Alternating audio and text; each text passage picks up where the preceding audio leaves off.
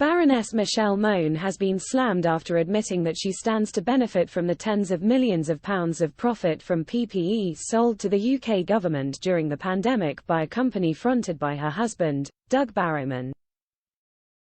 In an interview with Laura Kuenssberg on her eponymous Sunday morning show on BBC One Today, the couple apologised for initially denying their role in the deal for more than 3 years.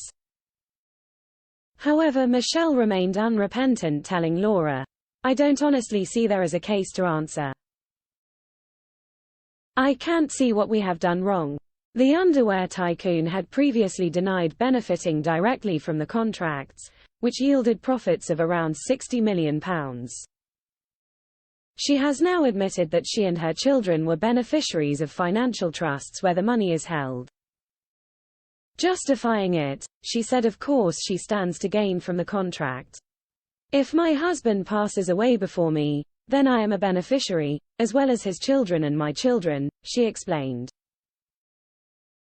Claiming that her life had been destroyed by the allegations about their PPE profits, she insisted, "We've only done one thing, which was lie to the press to say we weren't involved." She said it was not a crime and added, "No one deserves this." Her husband said that she was always going to benefit, and "My family will benefit in due course, her family benefit, my family benefit.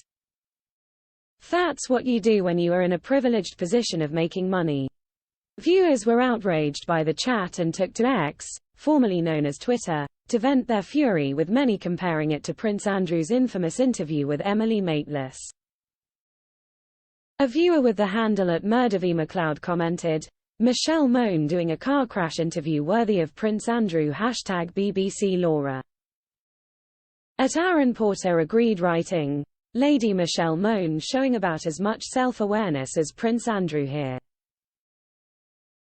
Astonishing. #BBC Lorac. Sick." Jess Phillips said, "Watching this Michelle Mone interview with my husband, they are trying to claim they don't benefit based on weird rich people's problems and obsession with inheritance. Dancing on the head of a pin." Sick. Kate 1978 pointed out the bigger picture, saying, "Michelle Mone moaning that Shush has been through hell for the £60 million she profited through the PPE contract she didn't declare. Let's think about the families that lost loved ones and the NHS staff that entered a battlefield wearing bin bags. But also, does she sweat?" #BBC Lorac. @Anna_Sobry fumed, "No Michelle Mone, the reason you're being interviewed on #BBC Laura K is because you've been caught out lying, profiteering off the taxpayer, now playing the victim in a desperate attempt to rebuild your reputation. Instead a car crash interview exposing UN Barrowman for what?" Sick. Meanwhile @Anna_Sobry chimed in, "How on earth did Michelle Mone end up in the House of Lords? Utterly sick of the abuse, undermining of our democracy by shoving people in the hole for no good reason. And for what it's worth, I don't believe a word of what her husband are spouting on #BBC Laura K. This isn't the first time Michelle has defended herself against allegations. Earlier this month she said she had been made a scapegoat by the government for its own PPE failings as she broke her silence about her links to the PPE Medpro firm, currently under investigation by the National Crime Agency, NCA. The peer also took aim at former Health Secretary Matt Hancock, admitting she was not a fan of his.